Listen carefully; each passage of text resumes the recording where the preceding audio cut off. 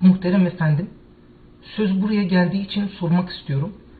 Hizmet hareketine gönül vermiş bazı kimselerin zat halinizi Mehdi, hatta Mesih olarak andıkları, sizin de bundan haberiniz olduğu halde şuurluca sessiz kaldığınız iddia ediliyor. Siz bu konuyu açıklayan münhasır sohbetler yapmış, makaleler yazdırmış, hatta bir kitabın hazırlanmasına rehberlik etmiş olsanız da konuşmalarınıza kulak verenler ve kitaplarınızı okuyanlar bunun iftira olduğunu bilseler bile bu mevzudaki bühtanlar son günlerde çokça dillendiriliyor. Ayrıca kainat imamı gibi tavsifleri hiç düşünmediğimiz, asla kullanmadığımız halde son 3-4 senedir maruz kaldığımız algı operasyonlarının bir parçası olarak şimdilerde onu da sıkça duyuyoruz.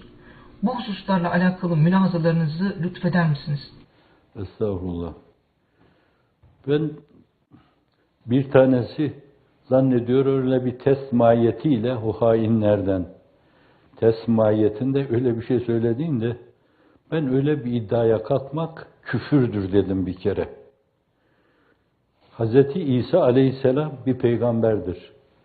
Birisi değil ben İsa'yım demek bence havariyim demesini bile ben dalalet sayarım. Küfre yakın bir mülahaza olarak ifade etmişimdir. Fakat o hain o zamanda esasen yüzüme karşı bile hain, yüzüme karşı bile farklı şeyler söylemek suretiyle meseleyi kamufle etmeye çalıştı.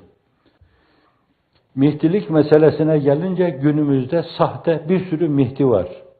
O çok önemli bir misyon sahibi. Mihdi demek esasen bütün kütüb-ü hadisiyeyi bilen insan demektir. Bütün tefsirlere çok ciddiyetiyle vakıf olan insan demektir. Aynı zamanda zamanın yorumunu yanına alacak insan demektir. Ben hiçbir zaman kendimi biraz evvelki mülahaza ile ifade edeyim, onun kıtmiri bile görmedim. Keşke o değil de onun talebelerinden bir tanesi olsa, benim de boynuma bir ip taksa, sen de benim köpeğimsin dese, onu ben büyük bir payi olarak kabul ederim. Şimdiye kadar söylediğim sözler içinde, cami kürsüsünde, acizane vermeye çalıştığım konferanslarda, yazdığım yazılarda, tek kelimeyle bu mevzuda bir şey varsa Allah belamı versin. Hafizan Allah. Yoksa bunu iddia eden, yok bu mevzuda niye değilim demiyor şeklinde. Esasen o mevzuda dediyse şayet iddia edene ispat etmek düşer. İslam hukukundaki temel mantık da budur, modern hukuktaki temel mantık da budur. Bu mevzuda ima eder bir şey söylemiş mi? Hafizan Allah. Ben onu sapıklık ve dalalet sayarım. 50 defa. Kendimden her bahsedişimde köpek diye bahsetmişimdir.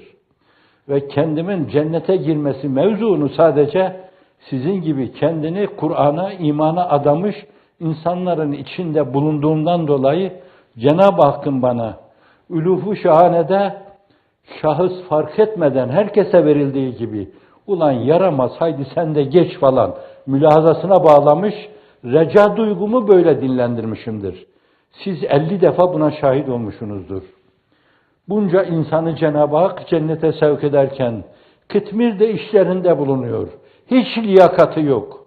Fakat bunca insan içinde onlar da insan olarak görmüşler onu. Mahcup etmemek için ula sen de geç onların arasında mülahazasıyla kendini ifade etmiş bir insanın haşa değil öyle o büyük payeler sıradan sağlam bir mümin olma mevzunda bile Allah bizi hakiki Müslüman eylesin sözleriyle cevaplandırmışımdır. Allah bizi hakiki Müslüman eyleye. Allah bizi hakiki mümin eyleye. Allah bunun ötesinde Alvar İmam ifadesiyle Allah bizi hakiki insan eyleye mülahazalarıyla sözlerime kafiye koymuşumdur.